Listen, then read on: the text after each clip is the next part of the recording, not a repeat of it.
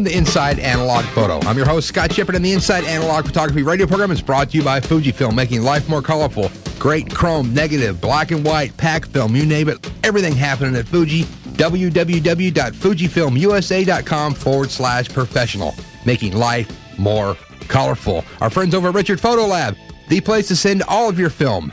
Doesn't matter, black and white, chrome, neg, digital files, anything. These guys are doing great darkroom work, great black and white, great print, great scanning, just cool stuff going on. Lots of pros using these guys. RichardPhotoLab.com, and our friends over at Upstrap, over at upstrap-pro.com for a camera strap that will not let the camera slide off your shoulder.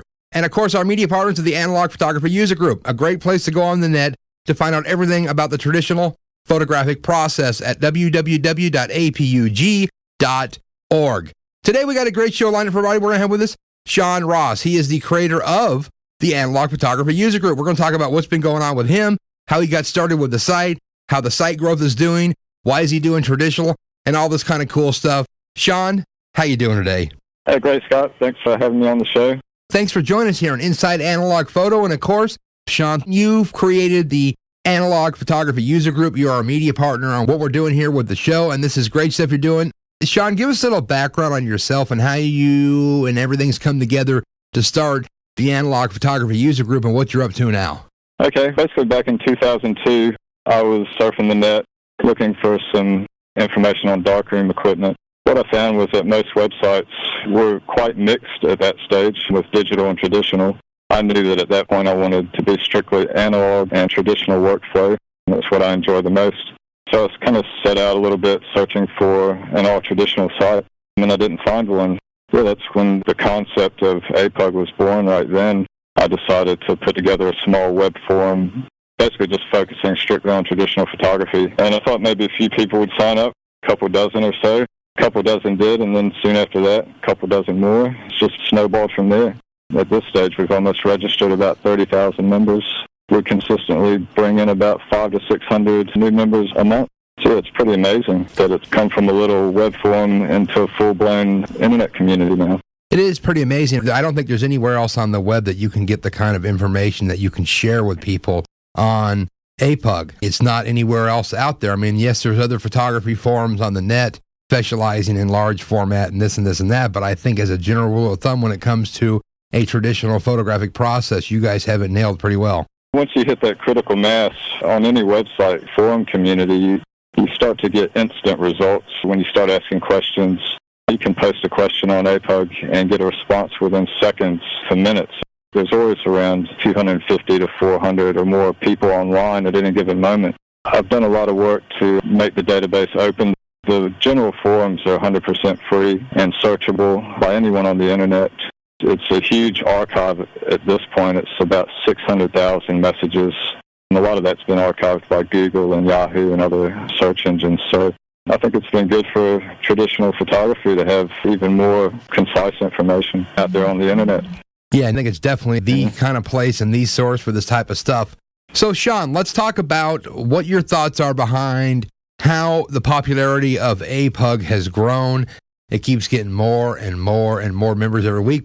But, of course, there's more and more people shooting digital. So I guess if you figure out the ratio of analog to digital people, you know, there's probably tens of millions of people shooting, of course, digital. But how much are shooting advanced amateur professional type stuff in ratio to what's going on here? You guys have 30,000 plus members now, and there's a lot of topics covered in the forums.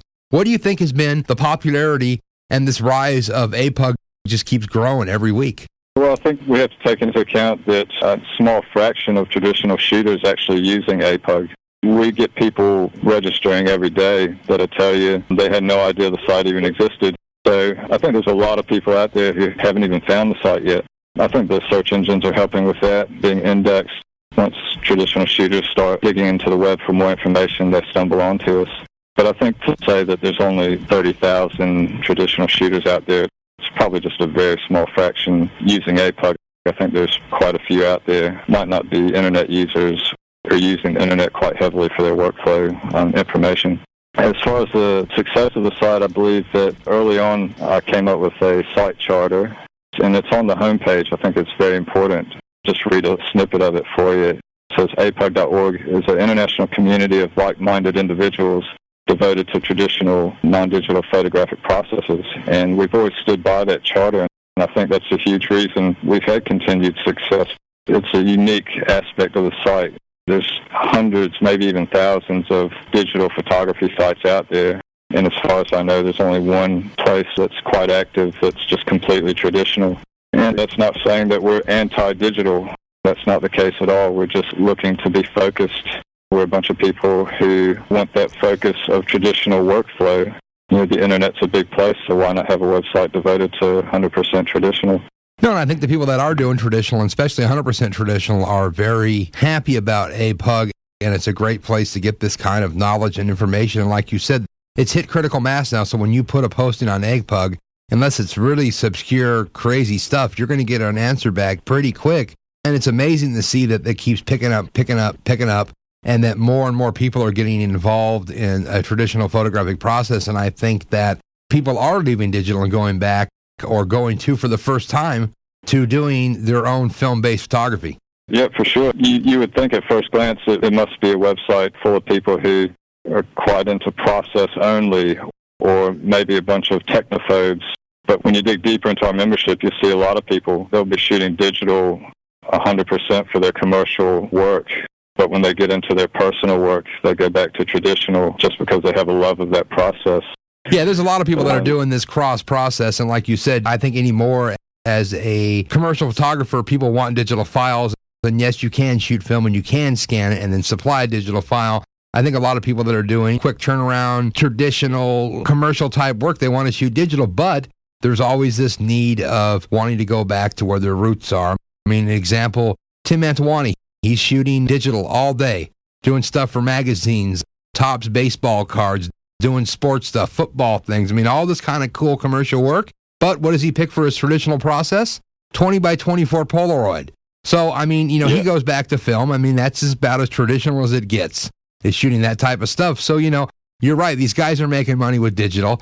It's their workflow. It's what people want. But when they want to do something for art, for their own gig, they want to shoot film. And I think there's been so many people out there now that the film stuff is picking up in popularity, because they don't teach traditional film darkroom technology in high schools anymore. They barely teach it in some colleges, and it's really been thinned out. So I think people that have started shooting, that have always shot digital, start thinking like, hey, what's this film thing? It's pretty cool. We're completely oversaturated with technology, and to be able to go traditional, you can just unplug from it. You can go into the darkroom for a few hours and just get away from everything. It's one of the things that appeals to me about it. I mean, I'm quite a computer geek. I'm into technology, into gadgets, into sci-fi, video games, and the whole bit.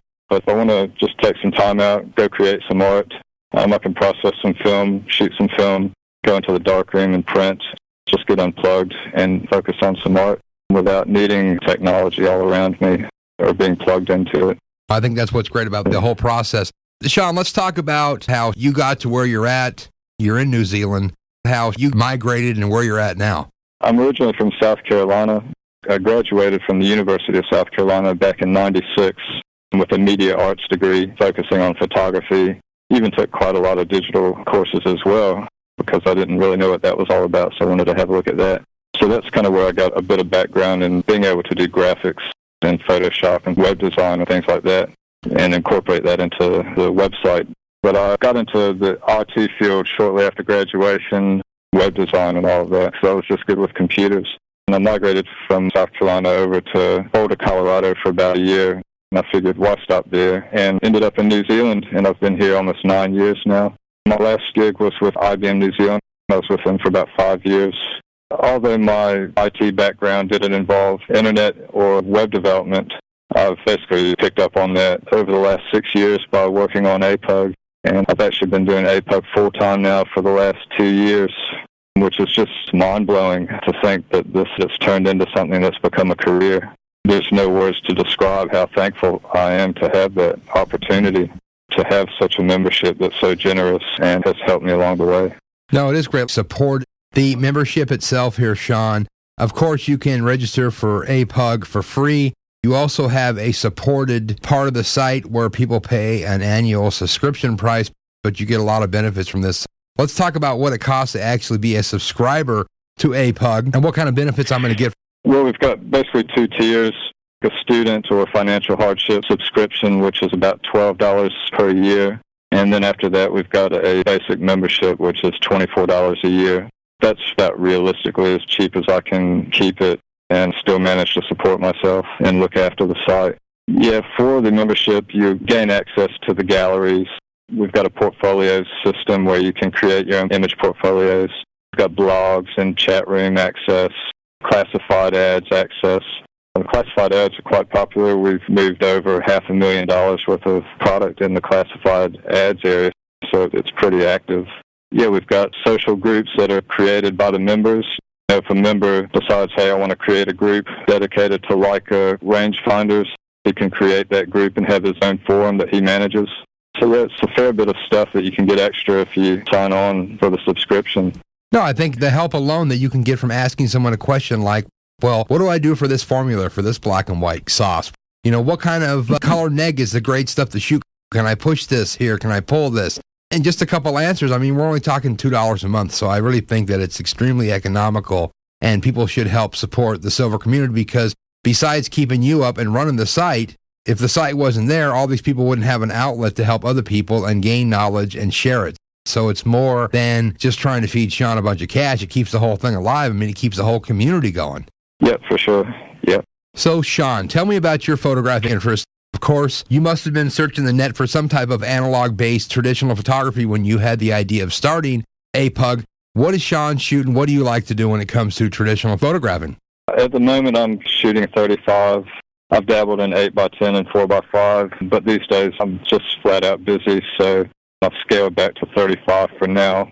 Would like to get back into 4x5 and some wet plate eventually. But yeah, it's just a time factor, really. So hopefully I'll get back in there a bit more in the near future. And what are you shooting when it comes to 35?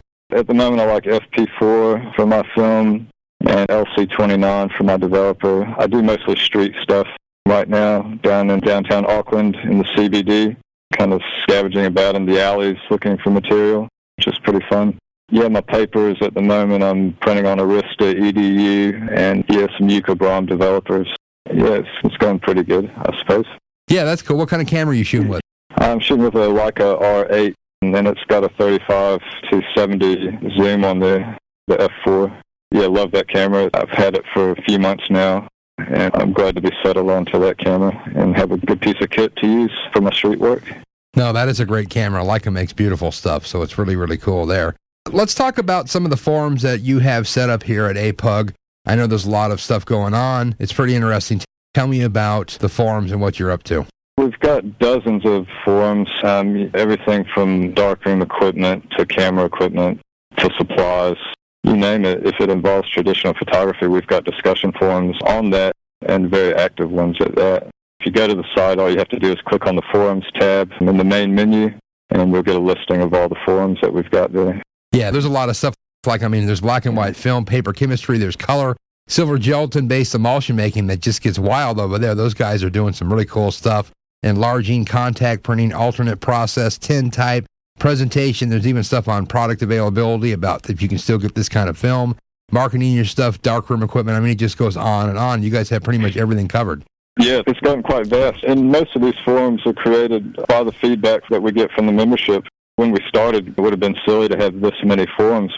But once you start to get such a huge audience, you can fragment quite a bit and still maintain focus in those forums and grow the forum categories.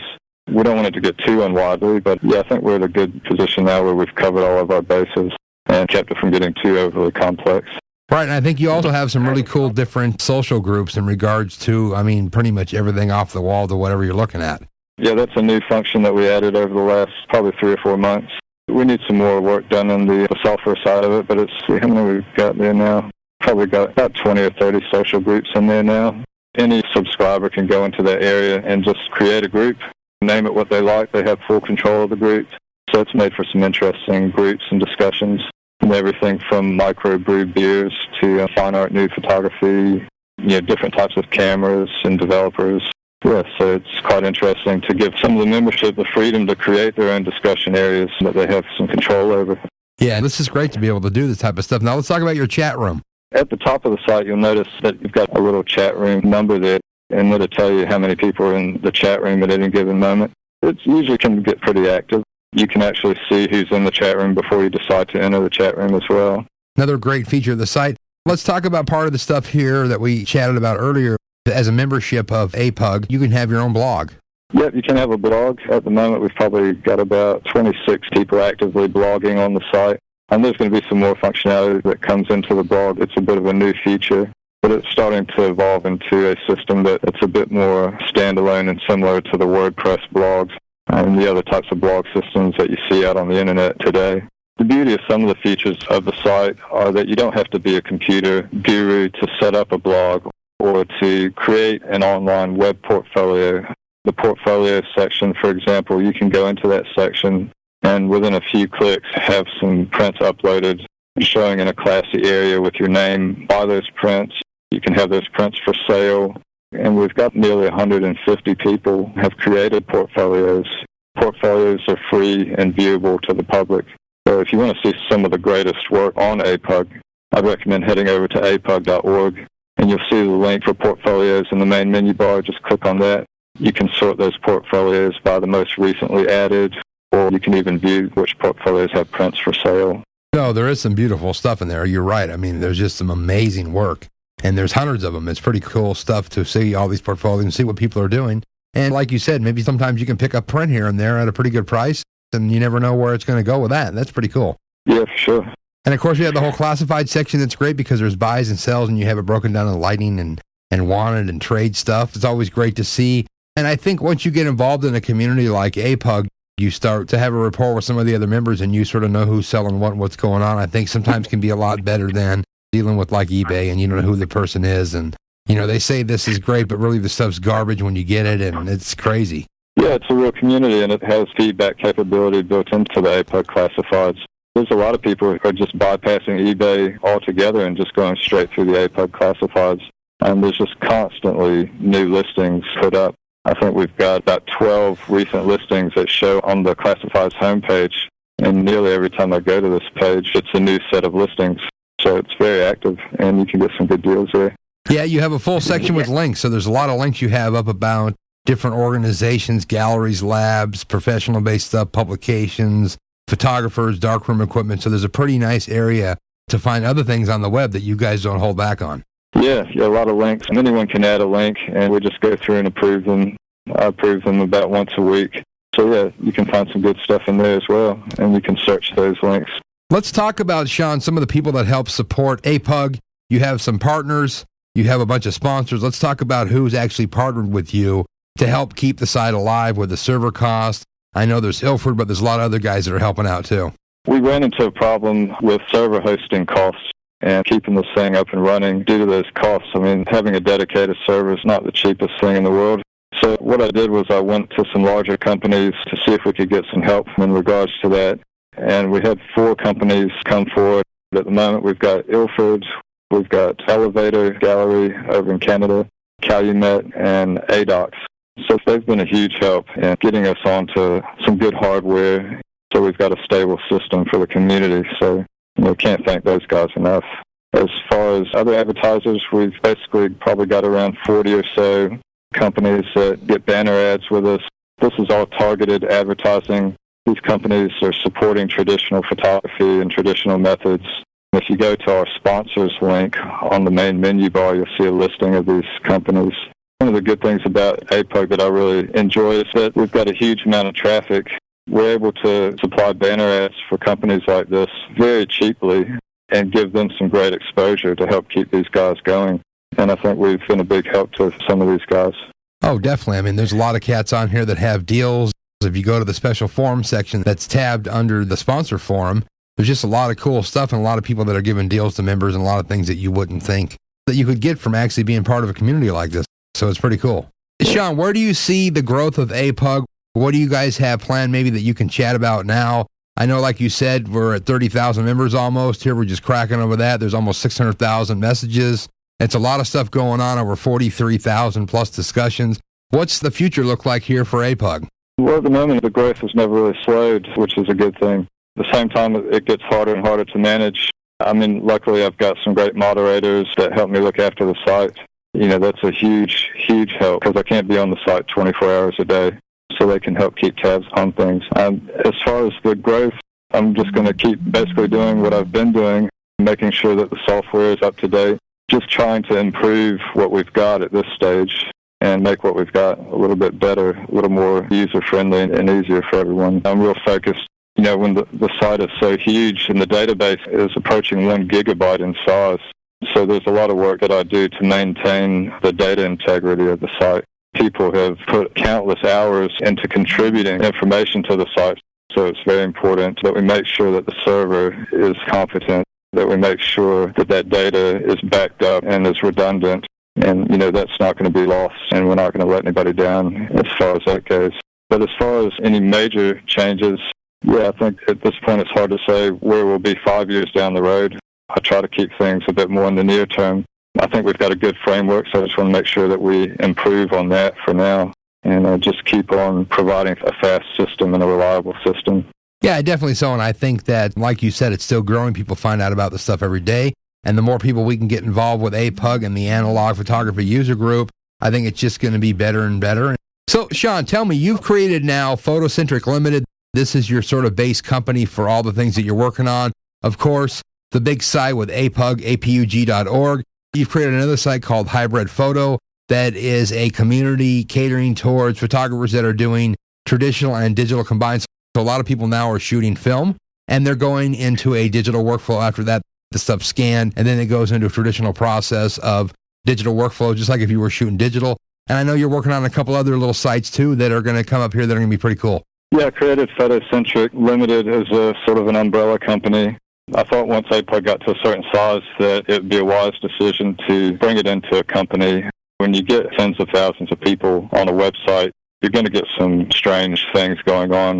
You're going to get threats of being sued or whatnot. So just wanted to protect myself a little bit. And I saw it as an opportunity to create this umbrella and have a few different types of websites within that umbrella. So the main site I've got at the moment is APUG. Myself and John Callow, one of the moderators over at APUG, we've put together hybridphoto.com. So it was sort of born out of what we used to have on APUG, which was called the gray area. It's hard to draw the line in the early days when we had things going. So we had an area where people were scanning or outputting digitally, but they were still using a facet of film or a facet of traditional, that they could have a small space on APUG. What I felt was that the space was just too limited.